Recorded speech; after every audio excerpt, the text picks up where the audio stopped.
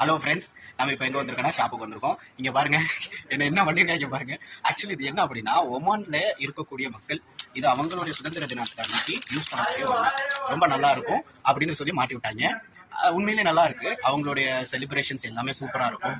தாய் நாட்டை மதிக்கக்கூடியவர்கள் தான் ஒமானியர்கள். அவங்க நாட்டை அவ்வளோ மதிப்பாங்க, அவங்க நாட்டு அரசர் அவ்வளோ மதிப்பாங்க.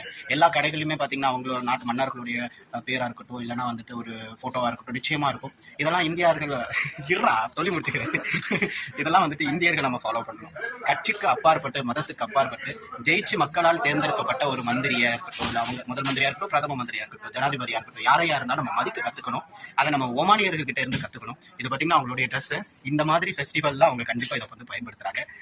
ஒமானியர்களை பத்தி நீங்க என்ன நினைக்கிறீங்கிறத கமெண்ட் செக்ஷன்ல சொல்லுங்க. அப்புறம் இவனை பத்தி என்ன நினைக்கிறீங்கிறதையும் சொல்லுங்க. வெரி டேஞ்சரஸ் போலோ. ஹாய் போலோ, ஹாய் போலோ, हाय में बोलो भैया, हाय हाय बाय।